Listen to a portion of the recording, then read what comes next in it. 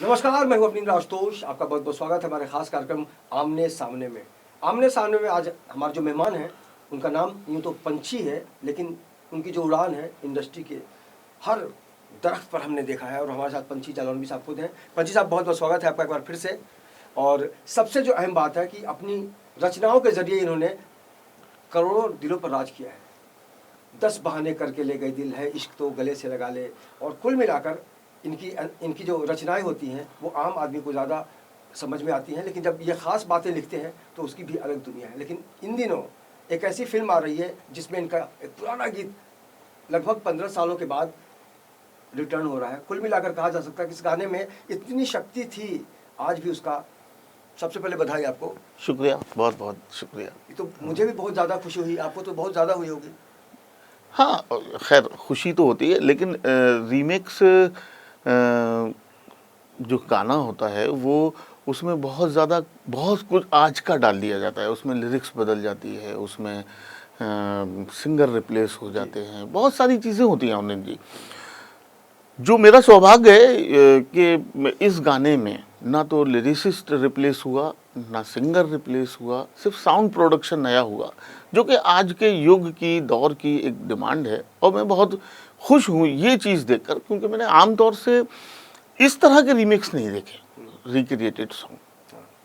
और बाकी हम इस बीच और भी कई फिल्मों के गाने आए पुराने, लेकिन जी, उसको क्या लगता है कि वाकई उनके पास और कोई मसाला नहीं है? नहीं, मैं क्या ये बात कह सकता हूँ कि जब मेरा गाना आया था तो एक म्यूज़िक डायरेक्टर जो आज म्यूज़िक डायरेक्टर है वो 10 साल का था, जिसकी उम्र 25 साल है। तो अगर 15 साल पहले कोई गाना आया था और एक बच्चा जो 10 साल का था, जो आज 25 साल का होकर म्यूज़िक डायरेक्टर बन गया है, तो उसको ये गाना उस तक भी पहुंच जाए तो इसमें क्या मुश्किल है? नहीं, आपने तो पहले ही धमकी दे दी थी ना इंडस्ट्री को कि है इश्क तो गले से लगा ले। कहीं ना कहीं से वो भी माने रखता हुआ काम करता होगा।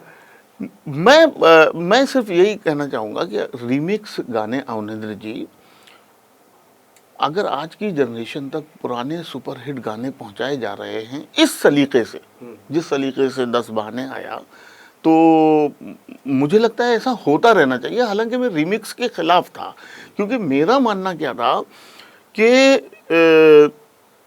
रिक्रिएटेड कोई चीज़ नहीं होती है, या तो क्रिएट की जाती हैं चीज़ें, और ये एक रचना है, इसको दोबारा री रचना मतलब रिक्रिएट का कोई मतलब शब्द नहीं मिला मुझे हिंदी में। रिक्रिएट कोई चीज़ नहीं होती है, रचना सिर्फ एक बार होती है और हमेशा के लिए होती है। और जिस भारी संख्या में रिस्पांस मिल रहा है गाने को, और गाने को रिस्पांस मिल रहा है थैंक्स टू, मैं ये कहना चाहूँगा अनुराग जी, आप मेरे बहुत शुरुआती दिनों से मेरे दोस्त हैं। जब मैं एक गाना और आधा गाना ढूंढ रहा था इस बॉम्बे शहर में, तब से हम आप आज तो सब गाना आप ही का स्नेह हमें मिलता रहा है। तो मैं कह ही रहा था कि गाना अगर बहुत पोटेंशियल रखता है, आप देखिए बहुत सारे गाने ऐसे आए जब मिलियंस और व्यूज़ और इन सब चीज़ों के मामले नहीं थे, वो भी सुपर हिट है।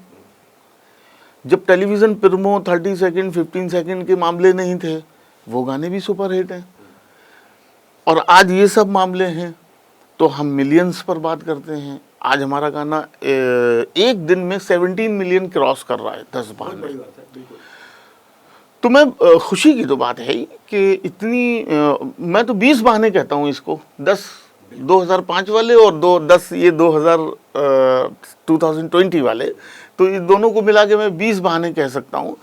तो मैं अर्ज़ ये कर रहा था कि थैंक्स टू अनुभव सिन्हा, जिन्होंने उस टाइम पर मुझे एक ऐसा गाना लिखने की जिम्मेदारी दी जिसको मैं निभा पाया। बहुत कठिन था, 10 वर्ड के ऊपर, 10 वर्ड पर 10 जैसे नॉन म्यूजिकल शब्द पर, जिसमें विशाल शेखर साहब का बहुत ज़्यादा सहयोग था। मैं एक नया सिपाही लिरिक्स राइटिंग का उस दौर में, जब जंगल में शेर जिंदा थे, बख्शी साहब थे, समीर साहब अपने उरूज पर थे, जावेद साहब खूब लिखते थे, गुलजार साहब को लोग अप्रोच करते थे कि मैं उस दौर में, अगर सिन्हा साहब ने मुझे ये गाना लिखने की जिम्मेदारी दी तो I am really grateful to him कि उन्होंने मुझे ये मौका दिया।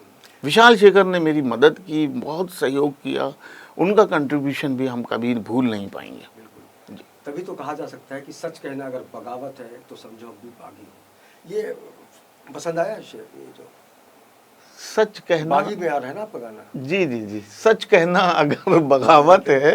बागी 3 में आ रहा है ये गाना, और निश्चित रूप से इसमें जो ट्रीटमेंट है जड़ वही है, लेकिन पूरे पत्ते बदलने की कोशिश की है। और जब भी कोई पेड़ बदलता है तो आम आदमी का ध्यान बस उधर खींचा चलाता है। और यही कारण है कि लगातार अपने जोश के साथ पंछी हमेशा अपनी कल्पना की दुनिया में उड़ते रहते हैं, और उसका जो आनंद है वो पब्लिक लेती है। आपको ऐसा लगा है कि आपके सामने कोई आपका गाना गा रहा हो और वो पहचानता नहीं हो आपको? हाँ, लिरिक्स राइटर के साथ तो ऐसा अक्सर होता है। कोई वाकया याद है तो सुनाइए जरूर। नहीं, आप जब लिरिक्स राइटर होते हैं तो आप ऑब्वियसली आपको लोग नहीं जानते हैं, क्योंकि आप पर्दे के पीछे के लोग होते हैं। तो ऐसी कई जिम्मेदारियां हैं, जब आपको लोग देखते हैं, टीवी पे भी देखते हैं, संगीत से बहुत अलग अलग जुड़ाव रहा है आपका, प्लस अभी जो राइटर एसोसिएशन का जो बहुत बड़ा अवार्ड होने वाला है उसकी भी जिम्मेदारी है। ये सब मैनेज कैसे कर लेते हैं पंछी साहब? क्योंकि पंछी तो ठहराव का नाम ही नहीं है, उड़ता रहता है। ये लोगों से जो प्यार मिलता है, इज्जत मिलती है। लेकिन गाने जो है ना अवनिंद्र जी, आइटम सॉन्ग, एक जिसकी हिंदी मुझे नहीं पता, आइटम सॉन्ग की हिंदी क्या होती है सर, आपको पता है?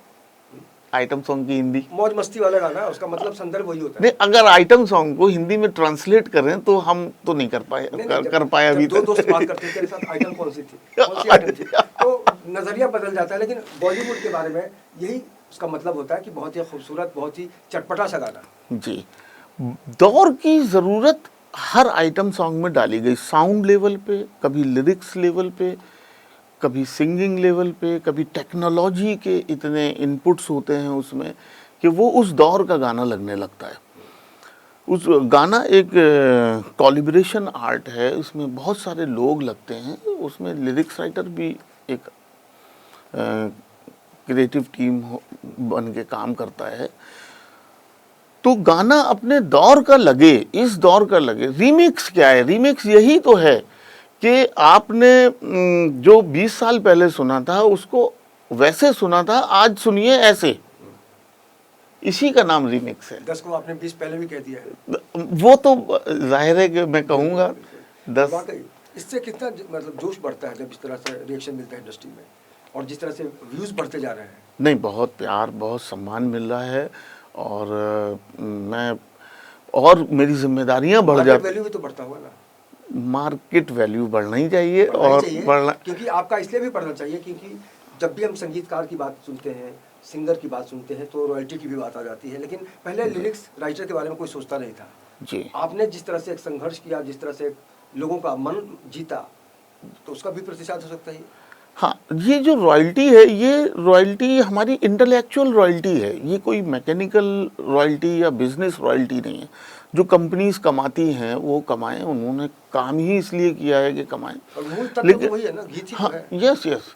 तो ये जो रॉयल्टी है ये इंटेलेक्चुअल रॉयल्टी है, और इसका ये एक ऐसी रॉयल्टी है कि मैं अपने रॉयल्टी के राइट्स आपको लिख के भी दे दूं तो भी ऑफेंस है, तो भी उसको मान्य नहीं होगा वो। तो ऑब्वियसली आपका गाना जब पॉपुलर होता है तो बहुत सारी चीज़ें होती हैं उसके साथ। आप आज 2 गाने लिख रहे हैं, कल 6 लिखेंगे। आज आप 2 फिल्में लिख रहे हैं, कल 5 लिखेंगे। तो ये पॉपुलैरिटी के साथ तो सबके साथ जुड़ा हुआ है। अच्छा, जब आपको सिचुएशन पहले से बता दिया जाता है जी, तब क्या क्या मतलब तैयारी करते हैं आप, किसके लिए लिखना है उसको भी? जी, सिचुएशन तो या फिर कई बार आपका ऐसा भी होता है कि आपके गाने के बाद सिचुएशन बनता होगा फिल्मों में? नहीं, ऐसा बहुत रेयर होता होगा, मैंने सुना है, लेकिन मेरे साथ नहीं हुआ है। आमतौर से जब मैं आया था तो सिचुएशन वाले माहौल में आया था।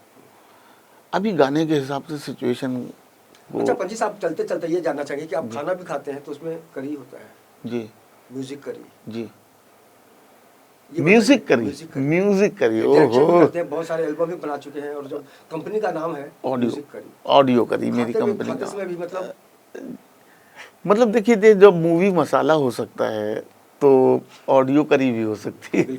मैं बहुत छोटा था, मूवी मसाले नाम का एक प्रोग्राम सुनता था सेट मैक्स पे या कहीं, तो मुझे वहाँ से ये ख्याल आया जब मूवी मसाला हो सकता है तो ऑडियो करी भी हो सकती है।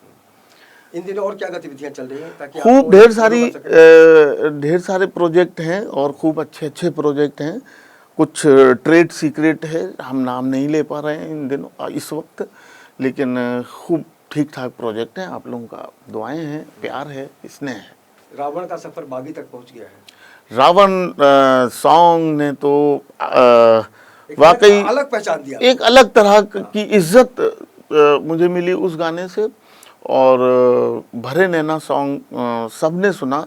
उस गाने की भी एक खूबी थी कि उसका कभी प्रमोशनल कट कभी किसी ने नहीं देखा, 30 सेकंड का प्रमो या इस तरह की चीज़, लेकिन उस गाने ने अपनी पहचान खुद बनाई। ये ज़्यादा खुशी की बात है और उससे मुझे काफ़ी इज्जत मिली।